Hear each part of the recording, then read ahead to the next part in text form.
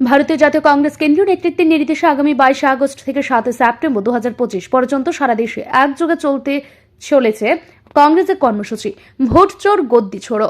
গণতন্ত্র রক্ষার ডাক নিয়ে এই কর্মসূচির লক্ষ্য দেশের বিভিন্ন প্রান্তে বিজেপি সরকারের বিরুদ্ধে জনগণের প্রতিবাদকে ঐক্যবদ্ধ করা। এই ধারাবাহিক আন্দোলনের অংশ হিসেবে ত্রিপুরা প্রদেশ কংগ্রেসও বিশেষ কর্মসূচি গ্রহণ করেছে। এর মধ্যে সবচেয়ে গুরুত্বপূর্ণ রাজ্য স্তরের কর্মসূচি অনুষ্ঠিত হবে 30 আগস্ট আগরতলা শহরে। কর্মসূচিকে সফল করতে সোমবার প্রদেশ কংগ্রেসের ভবনে কংগ্রেস এসসি সেলের এক গুরুত্বপূর্ণ বৈঠক অনুষ্ঠিত হয়। বৈঠকে সভাপতিত্ব করেন প্রদেশ কংগ্রেস সভাপতি আশিস কুমার সাহা। উপস্থিত ছিলেন এসসি সেলের সভাপতি নিরঞ্জন দাস সহ কংগ্রেসের বিভিন্ন জেলা ও ব্লক স্তরের নেতৃবৃন্দ। কেন্দ্রীয় জমায়েতে আমাদের রাজ্যে যিনি ইনচার্জ একজন আদিবাসী নেতা সপ্তগিরি শঙ্কর উল্লাকা, উনি লোকসভার সাংসদ, উনি আমাদের রাজ্যে আসছেন। আমাদের রাজ্যের সেক্রেটারি ক্রিস্টোফার তিলক, উনি আমাদের রাজ্যে সেই দিনের কর্মসূচিতে উপস্থিত থাকবেন।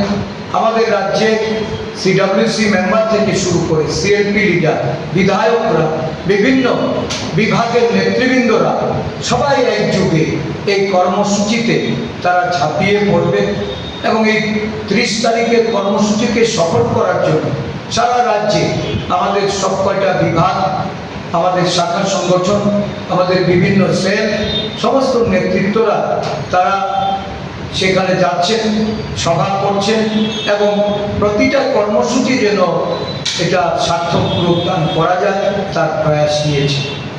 রাজ্যের প্রান্তিক মানুষ যাদেরকে ভোটাধিকার বঞ্চনা করার চক্রান্ত দেশের নির্বাচন কমিশন সারা দেশব্যাপী একের পর এক তারা শাসক দল বিজেপিকে সেখানে সুযোগ করে দেওয়ার লক্ষ্যে কাজ করে চলেছে।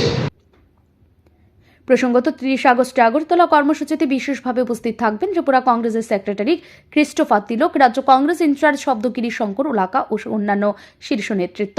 ভারতের স্বাধীনতা আন্দোলনের সূচনা লগ্ন থেকে কংগ্রেস গণ আন্দোলনের মাধ্যমে দেশের রাজনৈতিক ইতিহাসে গুরুত্বপূর্ণ ভূমিকা পালন করেছে। স্বদেশী আন্দোলন থেকে শুরু করে ভারত ছাড়ো আন্দোলন, প্রতিটি অধ্যায়েই কংগ্রেস ছিল জনগণের কণ্ঠস্বর। স্বাধীনতার পরেও বিভিন্ন সময় দুর্নীতি, অবিচার ও গণতন্ত্র রক্ষায় কংগ্রেস রাজপথে নেমে আন্দোলন করেছে। আজকের এই ভোট চোর গদ্দি ছোড়ো কর্মসূচি সেই ঐতিহ্যেরই অংশ। গণতান্ত্রিক কাঠামো ভোটাধিকার রক্ষার ডাক দিয়ে কংগ্রেস আবারও রাজপথে নামতে চলেছে। দেশের অন্যান্য প্রান্তের মতোই ত্রিপুরার কংগ্রেস নেতৃত্ব সেই আন্দোলনে জনগণকে যুক্ত করার প্রস্তুতি নিচ্ছে। ত্রিপুরা কংগ্রেস নেতৃত্বের বক্তব্য, এবার রাজ্যের মানুষও তাদের ভোটাধিকার রক্ষায় সরব হবে। গণতন্ত্র রক্ষার আন্দোলনে সবাইকে এগিয়ে আসতে হবে। ব্যুরো রিপোর্ট, ঋদ্ধি নেটওয়ার্ক।